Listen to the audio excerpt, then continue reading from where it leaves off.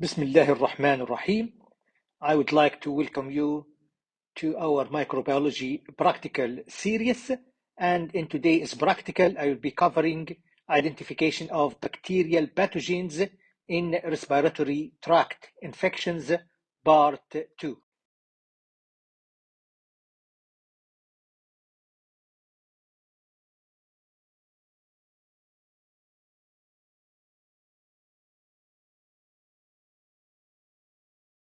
بسم الله الرحمن الرحيم وبه نستعين والصلاة والسلام على أشرف الأنبياء والمرسلين سيدنا محمد وعلى آله وصحبه أجمعين.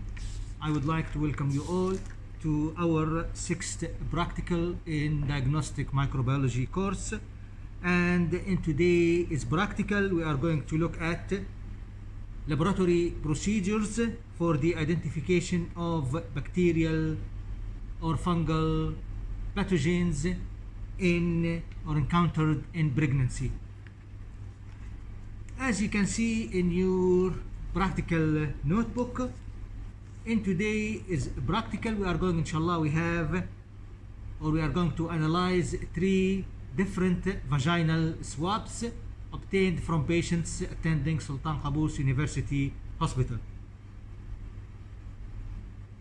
Usually in diagnostic microbiology, it is of a great importance to examine a vaginal swab from a pregnant lady in order to determine if there is any pathogens or if there is any, for example, bacterial or fungal pathogens. Why? Because some of these pathogens can affect the newborn baby, or it can lead to miscarriage, or it can lead to stillbirth, or even it can lead to abortion in the pregnant ladies. So some type of bacteria, like say for example like Listeria, if pregnant woman encountered infection, for example with Listeria can have severe consequences on the developing fetus or in the newborn baby. For example, infection with Listeria, it can lead to miscarriage, it can lead to other complications. That's why it is very important to establish a microbiological examination of a pregnant woman during the term of their pregnancy in order to make sure that they are pathogens free, in order to have a safe delivery and to have a safe pregnancy. As I mentioned previously, in today's practical, we are going to examine 3 different vaginal swabs obtained from 3 different ladies attending Sultan Qaboos University Hospital. If you look at your notebook, you can see that we have patient A, which is a vaginal swab obtained from 35 years old pregnant woman with a previous history of a baby infected with group B Streptococcus.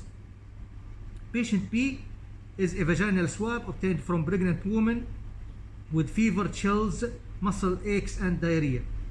And patient C, a vaginal discharge obtained from a pregnant female with symptoms of white odorless vaginal discharge associated with vaginal irritation.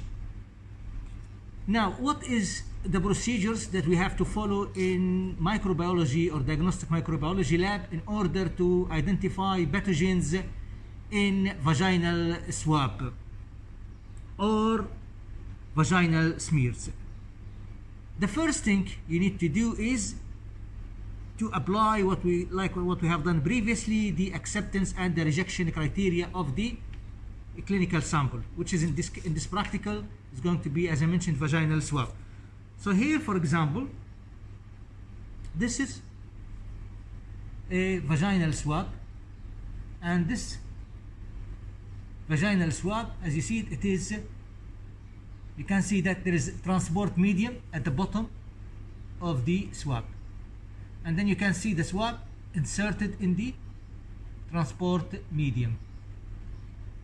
So this is how we receive the vaginal swab.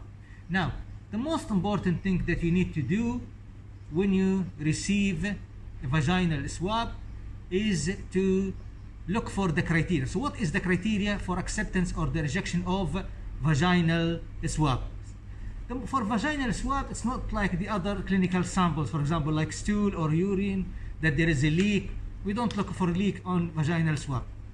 For vaginal swab, the most important criteria that the sample, the label on the sample is clear, and the sample is well labeled, and there is a barcode, which it is, and also that the sample has been, after collection by the doctor, or that vaginal swab after it has been collected from or by the doctor from the pregnant woman, the vaginal swab should be kept in the refrigerator or should be sent immediately to the microbiology lab for microbiological analysis, not to be kept on a bench for a period of time and then sent to the lab.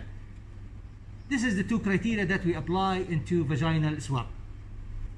Now, examination of this vaginal swab, I can see that it is, by touching it, it's still cold, and also it's very well labeled, okay, and it meets the acceptance criteria for microbiological analysis of vaginal swab. I have applied the same guideline for vaginal swab from patient B and on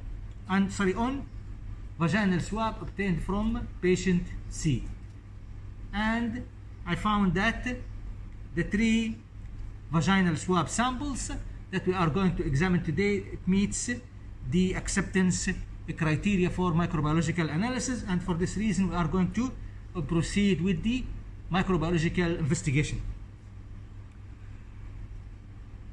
After examining the vaginal swabs from pregnant females or ladies and find that they are meeting the acceptance criteria, then we proceed, as I mentioned, with the microbiological investigation.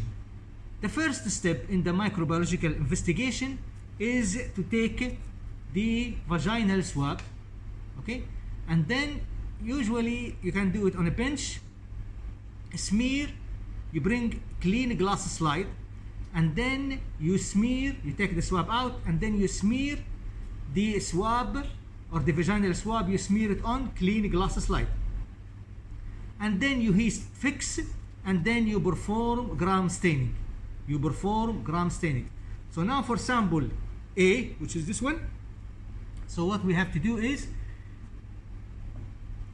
the first thing, as I mentioned, is under aseptic condition, you bring a clean slide, you smear the swab on clean glass slide, and then you perform gram staining, and then you examine the gram stained vaginal swab sample or smeared vaginal swab sample under a light microscopy. What you see here in the picture is the results which we have obtained after smearing the vaginal swab obtained from patient A, and we performed gram staining on it, and you can see the presence of epithelial cells, you can see the presence of white blood cells, and also, interestingly, you can see the presence of bacterial cells, which looks like gram-positive cocci.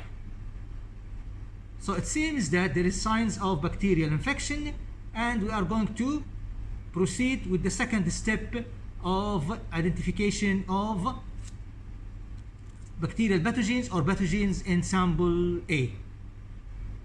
After examination of the smeared slide from patient A, and as I mentioned, patient A is a pregnant lady attending Sultan Qaboos University Hospital. After examination of the smeared sample from this lady and gram staining it at a light microscopy level, and as I mentioned, we have detected epithelial cells, white blood cells, and gram-positive cocci. Now the second step is to smear this swab from patient A onto a blood agar. So smear it into a blood agar. So then you take the swab and then you smear it onto blood agar. And then what you do is you incubate it aerobically overnight. You incubate the sample or sample A, incubated aerobically overnight. After overnight incubation, we have obtained a growth or bacterial a growth on a blood agar incubated under aerobic condition.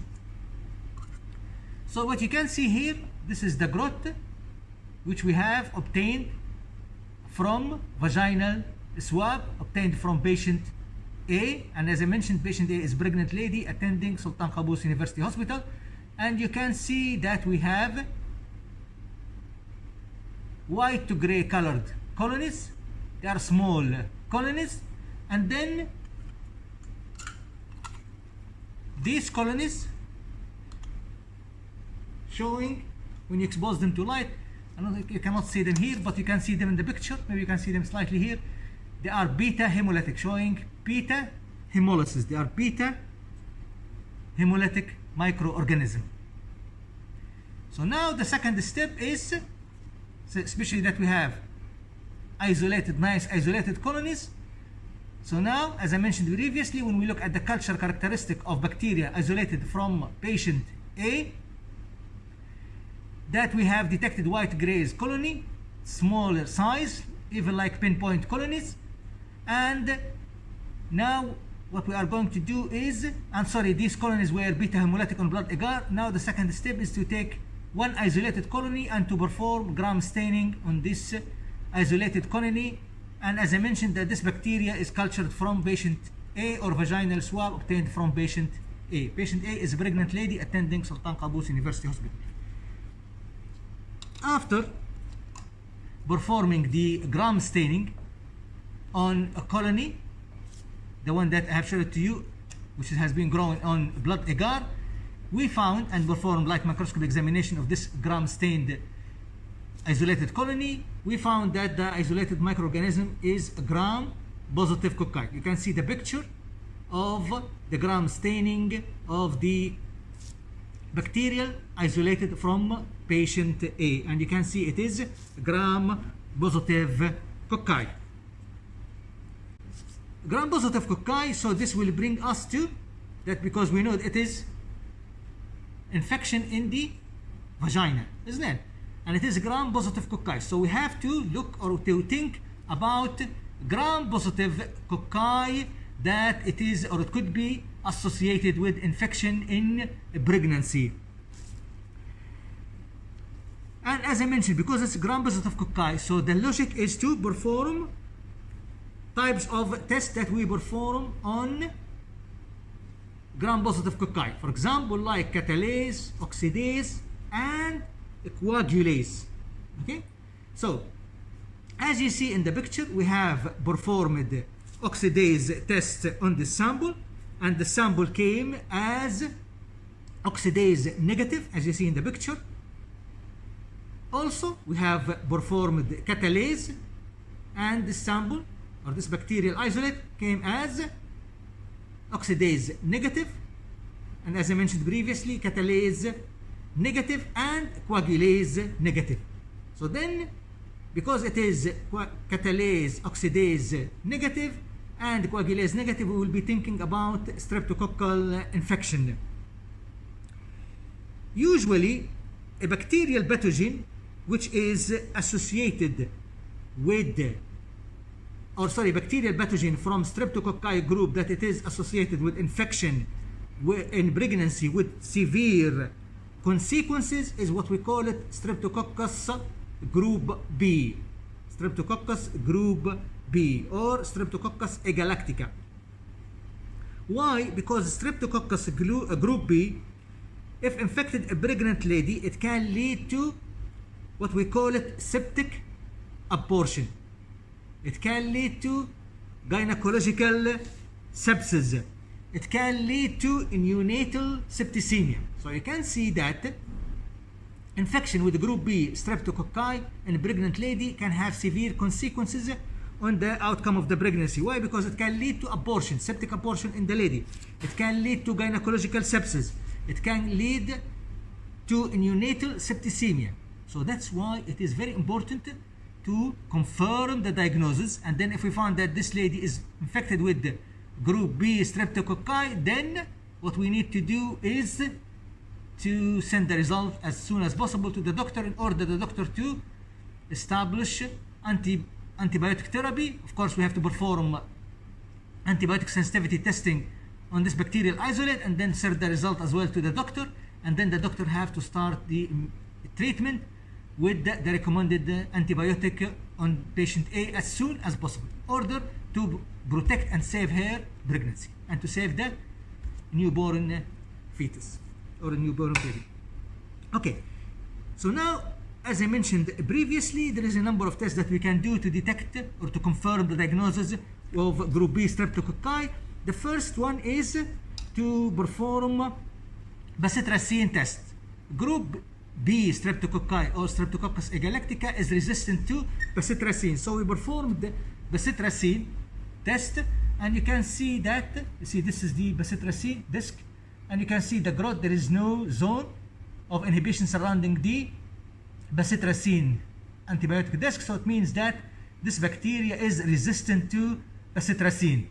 So this is an indication that the bacteria that we have isolated from patient A, and it came as gram-positive cocci, and it was catalase negative, oxidase negative, beta hemolytic, and bacitracin resistance. So all of these ones, all of these tests indicating that it could be group B streptococci.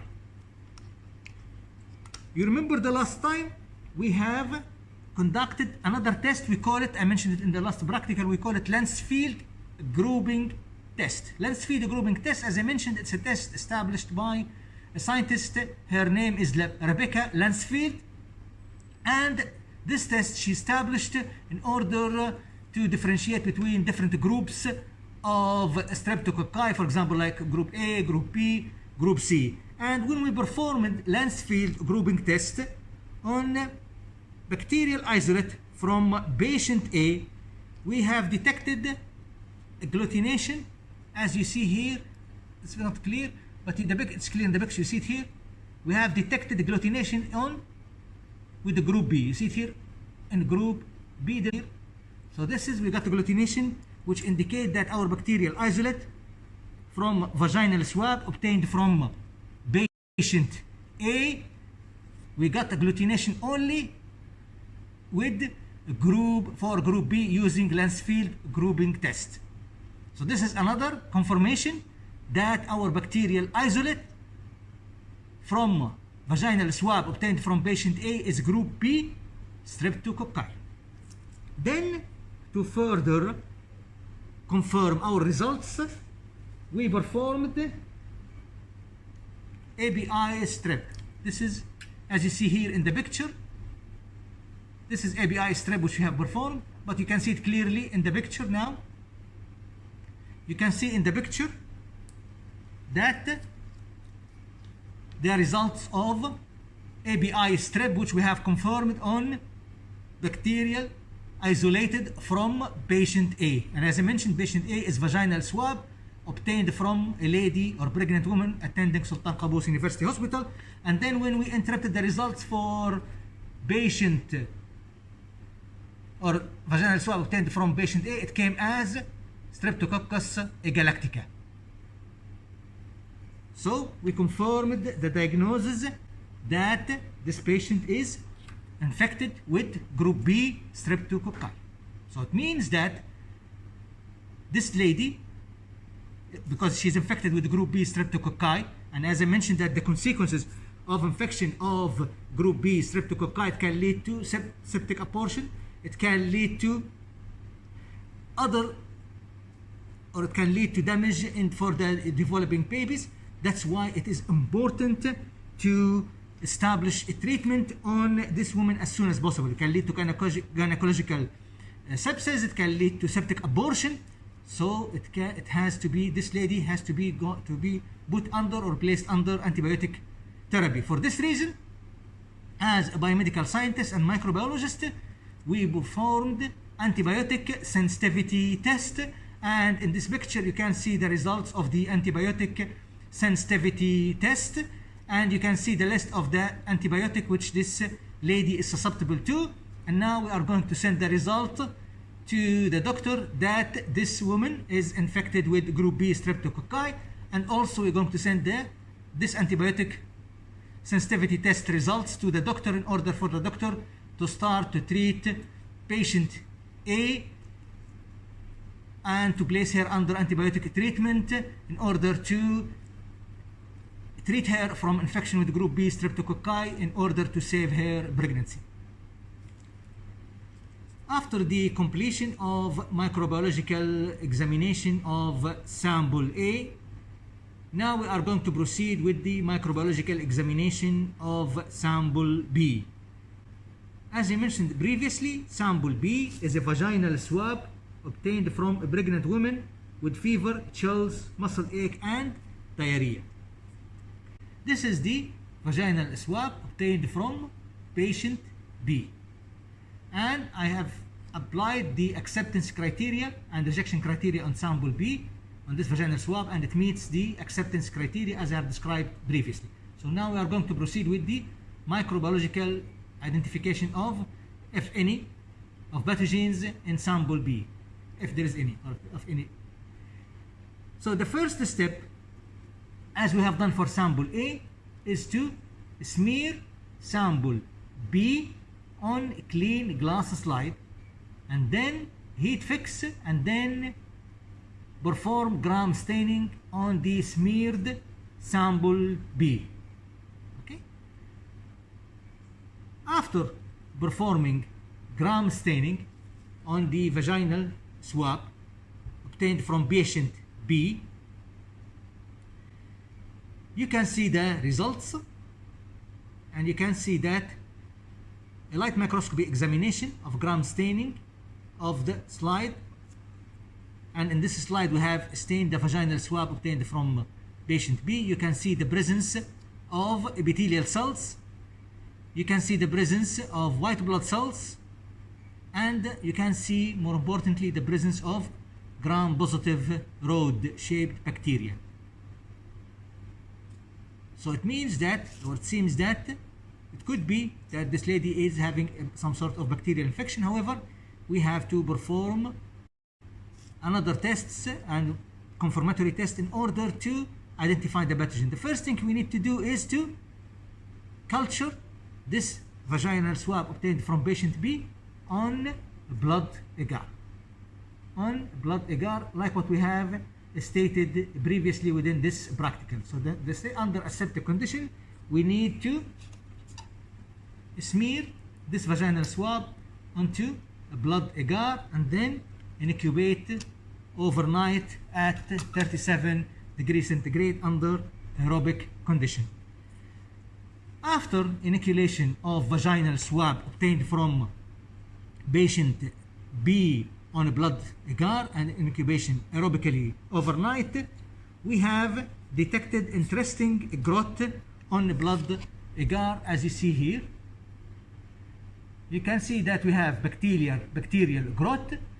This bacterial growth, they look white-gray in color, and when we examine them against the light, because we culture them on a blood agar, we have detected the presence of what we call it narrow zone of beta hemolysis. You can see it in the video and also in the picture. You can see the narrow zone of beta hemolysis of this isolated bacteria from vaginal swab obtained from patient B. So the second step, after examining or determining the culture characteristic of bacterial isolate from sample B, the second step is to perform gram staining. So what we did is we have taken one isolated colony from bacterial isolated from patient B, and we performed gram staining, and you can see in the picture the results of the gram staining of patient B. So as I have stated, that the gram staining of bacteria isolated from vaginal swab obtained from patient B came as gram positive rod. Then after that, what we did is we performed hanging drop technique or method and this bacteria came as a motile. And we got a great motility when we conducted the test at 22 degrees centigrade. Also, we performed catalase test, and this pathogen came as catalase positive. So it seems from what we have so far, and as I mentioned previously, that we have to gather our knowledge and to determine what is a known bacterial pathogen that it is gram positive road, that the gram staining or its gram staining is gram positive road, catalase positive, produces a beta zone or narrow zone of beta hemolysis when it cultured on blood agar. So all of that will make us to be suspicious that this patient may be infected with listeria. So especially Listeria monocytogenesis. Why? Because Listeria monocytogenesis is known to cause miscarriage in pregnant women, or it can lead to stillbirth, or it can lead to premature delivery. So infection of pregnant women with Listeria, it has bad prognosis or severe consequences, like for example miscarriage, stillbirth, premature delivery. So for that we have to confirm the diagnosis, and also if the diagnosis came as Listeria monocytogenesis, then we have to do sensitivity tests and send the results to the doctor in order to treat this pregnant lady before that she will lose her baby, or she will have, for example, a miscarriage. So that's why the results of our microbiological investigation will have a great outcome on the mother and her baby. Okay. Usually for the diagnosis of, or for the confirmation of diagnosis of infection with Listeria, we have a number of tests that we need to perform, or biochemical tests that we need to perform in order to identify such a pathogen, which is Listeria monocytogenes. Now, the first one is, we call it bile escoline test. What you see here, this is the bile escoline test. A microorganism like Listeria will produce an enzyme, we call it escolinase. So what is escolin? Escolin is a glucoside. So if the bacteria produce the enzyme escolinase, it will break the escolin. So bacteria produces enzyme escolinase. In this medium, we have added escolin. So if the bacteria, for example, like Listeria, produce the escolinase enzyme, the escolinase enzyme will break the escolin in this medium into escolitine and glucose. Escolitine as a compound, it reacts with ferrous and it will give us a black color. This is only if the bacteria is escolin hydrolysis test positive. So in this, again, this is escolin hydrolysis test from the name. Some bacteria produce enzyme, we call it escolinase. It has the capability to hydrolyze escolin into escolitine and glucose. In this medium, we have a ferric compound or a ferrous compound. So then what will happen is, this escolitine, what will happen is the escolitine will bind to the ferrous compound, and then this color will change to black color. So then we can say this bacteria is escolin hydrolysis test positive. So then when we performed this test, which is the escolin performed test on bacteria isolated from patient B, the results was the color after incubation overnight, the color changed completely to black. So this indicates that bacteria we have isolated from patient B is escolin hydrolysis positive. So what that means? It means that this bacteria produced escolinase enzyme.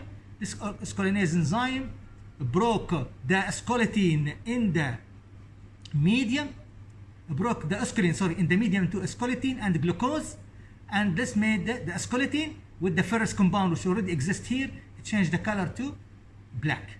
So this bacteria or bacterial isolate from patient B is esculin hydrolysis positive. So this is again indicate that there is a high possibility that this patient is infected with Listeria monocytogenes. So now we have to do another confirmatory test. Another confirmatory test, we call it CAMP test. CAMP, from the name, which is CAMP. You can see the picture now, which is the result of the CAMP test, which we have performed on the bacteria isolated from patient B. The CAMP, from the name, C stands for, stands for the name of the scientist who developed this technique. C stands for Christie. So this is the first scientist who discovered this technique.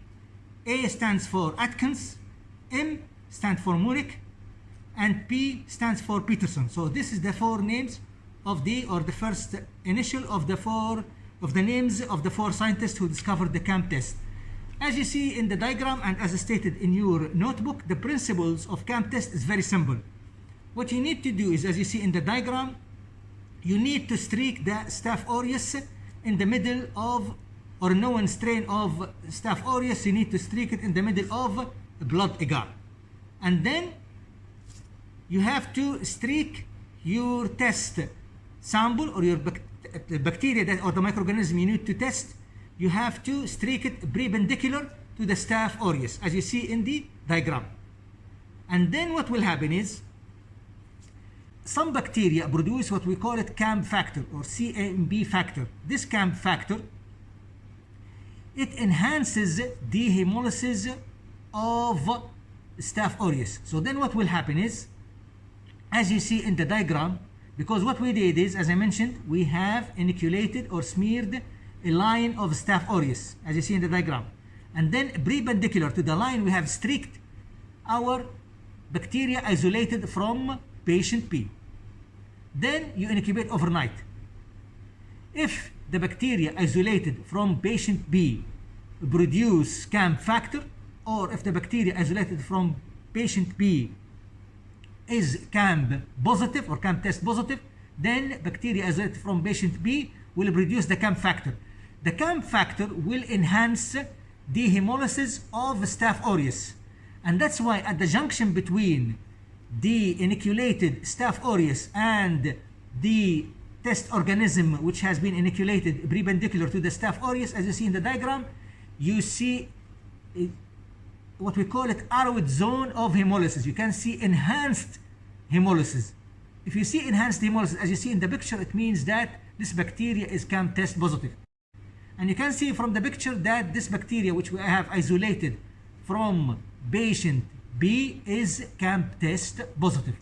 So this again confirms that the bacteria we have isolated from patient B is Listeria.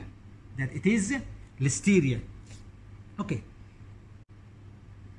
A further confirmation we have, or to further confirm our results, we have performed a test, we call it ABI Listeria. So this is ABI Listeria. So this is ABI Listeria. And Shahdan performed the ABI Listeria on bacteria isolated from patient B. And then he interpreted the results, and after the interpretation of the result on bacteria isolated from patient B, it came as Listeria monocytogenes. You can see it here. And you can see it clearer in the picture as well. But you can see the name, it's Listeria monocytogenes. And it's much clearer in the picture. So the ABI confirms that the bacteria that we have isolated from patient B is Listeria monocytogenes.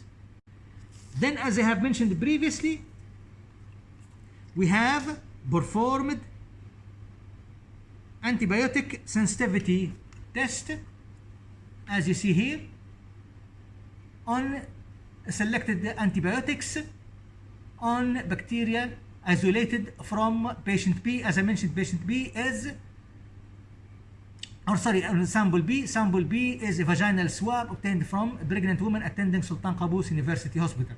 And in the picture, you can see the results and the antibiotic test that we have used in order to identify or to determine the sensitivity antibiotic test for the bacteria which we have been isolated from patient B.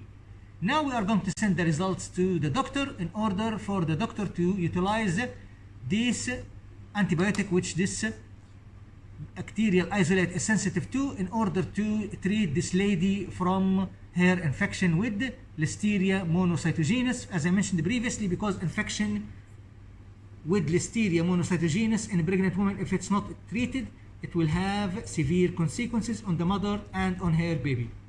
After the completion of microbiological analysis of patient B, now we are moving into microbiological examination on analysis of patient or sample obtained from patient C. So this is the swab which we have obtained from patient C. Patient C is a patient or pregnant woman attending Sultan Qaboos University Hospital. If you look at your lab notebook, patient C is a sample or a vaginal discharge obtained from a pregnant female with symptoms of white odorless vaginal discharge associated with vaginal irritation. Now for sample C, I have applied the acceptance and rejection criteria for vaginal swab, and I found that sample C meets the acceptance criteria for the microbiological examination of vaginal swab sample. For this reason, we are going to proceed with the microbiological examination of sample C. The first step in microbiological examination of sample C is we need to, as I mentioned previously, we need to smear sample C on a glass slide, heat fix, and then perform gram staining.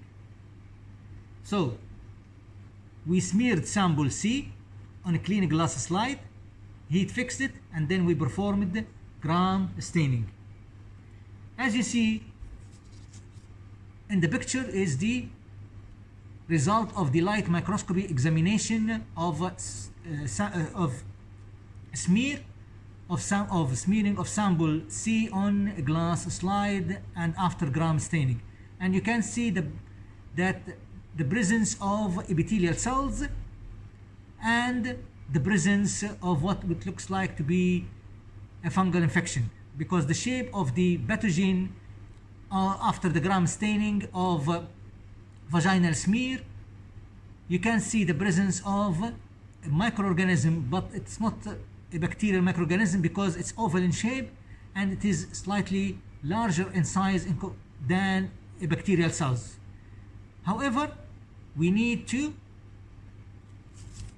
proceed with the identification. For this purpose, and because of the result of the gram staining, and to be more precise for the purpose of this practical, we are going to smear, or we are going to inoculate sample C on blood agar and on sarbrod agar. As we know that sarbrod dextrose agar, this is an agar we use for the cultivation of fungi. So this what we did is we smeared sample C on sarbrod dextrose agar and on blood agar. So this is the sarbrod dextrose agar, and I have showed you the blood agar. This is the blood agar. And then we incubated the sample C inoculated on both blood agar and sarbrod dextrose agar aerobically overnight. And the next day we detected growth on the sarbrod agar. So this is the growth which we have detected on the sarbrod agar. If you look at the colony characteristic, they are white, large, mucoid, like mucoid. Then what we did is we performed gram staining in one of the colony growing in the sarbrod agar, and you can see in this picture the results of the gram staining of the fungal isolated on sarbrod dextrose agar, And as I mentioned that this microorganism is cultured from vaginal swab obtained from pregnant women attending Sultan Qaboos University Hospital, and you can see the result of the gram staining. You can see it looks like gram positive, and it is oval shaped microorganism, but it's larger in size than bacteria, and it seems like it is candida. However, and in order to identify if it's candida and also to to identify the species of candida, is it Candida albicans or other species of candida, we performed what we call it the germ tube test. You can see in the picture, so this is we inoculated it, this is the germ tube test. So inoculated the one colony in the horse serum, and then you incubate for about half an hour, and then you look for a budding under a light microscopy level.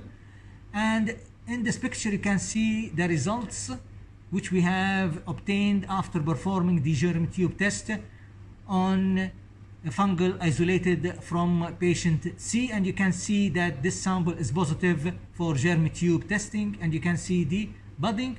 So this is indication that this patient is infected with Candida albicans.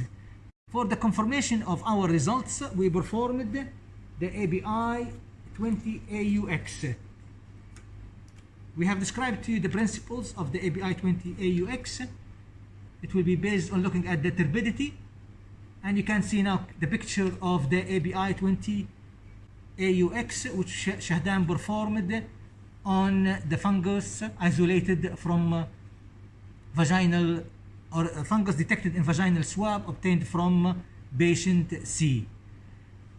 And when we perform the interpretation of the data, you can see that the results, it came as that 96%, it came that the isolated fungi is Candida albicans. So this is confirming, and you can see the picture of the results for the ABI 20AUX on the vaginal swab, or on the fungi isolated from the vaginal swab obtained from patient C. And as I mentioned, it came as that this patient is infected with Candida albicans. So microbiological examination of sample C will bring me to the end of this practical. And just to summarize what we have done in this practical, we have obtained 3 different samples from 3 patients, or from 3 pregnant women attending Sultan Qaboos University hospitals, and the 3 samples were vaginal swab. And as I mentioned previously, that for vaginal swab, the first thing you have to do is to apply the acceptance and rejection criteria on the vaginal swab. If the vaginal swab meets the acceptance criteria, then you proceed with the microbiological examination of the vaginal swab. Then after that, what you need to do is you need to perform microscopical examination of the vaginal swab. So what you need to do is you need to smear the vaginal swab on a glass slide, and then heat fix, and then perform gram staining in order to see if there is any bacteria, if there is any fungi, if there is any inflammatory cells or white blood cells. And this is what we did in this practical. Then after performing the microscopical examination of the sample, then what we did is we cultured the vaginal swab in susceptible medium. Usually for vaginal swab, we culture it onto different types of agar. We culture it on blood agar and on sarbrod dextrose agar. And then you cultivate the samples overnight, and then the next day you come and look for growth. For sample A and B, we detected growth on blood agar, and for sample A, we looked for the pathogenic microorganism. So what we found is we found the growth of sample A on blood agar, and the colony characteristic, it came as a beta hemolytic microorganism. And when we performed the gram staining on sample A, it came as gram positive cocci. And then we did a number of biochemical tests, for example, like catalase and oxidase, it came negative. And then we suspected that this patient may be infected with Streptococcus agalactica, or group B streptococci. Why? Because as I mentioned, it is gram positive cocci. It came as catalase negative, oxidase negative, coagulase negative.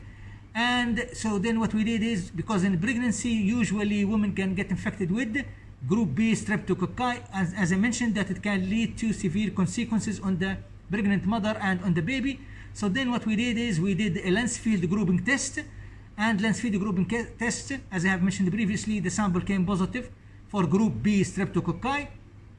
Then after that what we did is we did the ABI strep, and the sample confirmed as that this, or the vaginal swab obtained from patient A came positive with the ABI strep. It came positive for group A streptococci.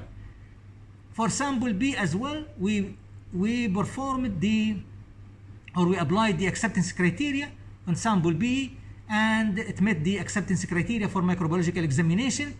Then what we did is we smeared as well sample B on glass slide, and then we performed gram staining, and then we performed microscopical examination of smears of sample B on glass slide. And then after that we cultured sample B on blood agar aerobically and also in sarbrod agar, but we detected the growth only on blood agar.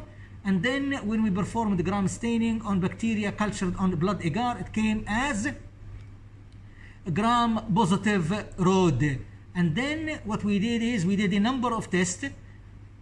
We did a number of tests on these gram positive rods. For example, we did esculin hydrolysis because we suspected listeria. So we did esculin hydrolysis. It came positive for esculin hydrolysis. We did CAMP test. It came positive for CAMP test. And then the conclusion was that this patient is most probably 80% infected with Listeria monocytogenes. So then after that, because CAMP test and it's positive for CAMP test, positive for esculin hydrolysis, gram staining is gram positive rods. So then for a confirmation we did ABI Listeria, and the sample confirmed that it is, or the sample obtained from patient B confirmed as Listeria monocytogenes. For sample C, as I will, we applied the acceptance criteria. It met the acceptance criteria for microbiological examination. We cultured it on blood and on sarbrod agar. And sorry, before that we smeared sample C on a glass slide. We examined it, we gram stained it, and then we examined it under a light microscope. And we detected, as I mentioned previously, we detected a pathogen, looks like fungi more than a bacteria. Then what we did after that, we cultured sample C, which is a vaginal swab obtained from a pregnant lady. We cultured sample C on both blood agar and on sarbrod agar, incubate overnight, and then we detected growth on the sarbrod agar. And then what we did is we suspected candida, and so we performed the gram staining, and it came as gram positive, or looks like gram positive oval-shaped microorganism. And then what we did is we did the germ tube test, and it came positive. So this is indicating that this is Candida albicans. However, to confirm our results, we performed ABI 20 AUX, and it came as 96% Candida albicans. So then we confirmed the diagnosis of sample C as it is infected with, or the mother or the pregnant lady or patient C is infected with Candida albicans. This summary will bring me to the end of this practical. At the end of this practical, I would like to thank Mr. Shahdan for his technical help and support, and inshallah we will see you in the next practical. Thank you. At the end of this practical, I would be grateful to you if you could share this practical with your friend and colleague in order to receive the reward from Allah subhanahu wa ta'ala. Thank you.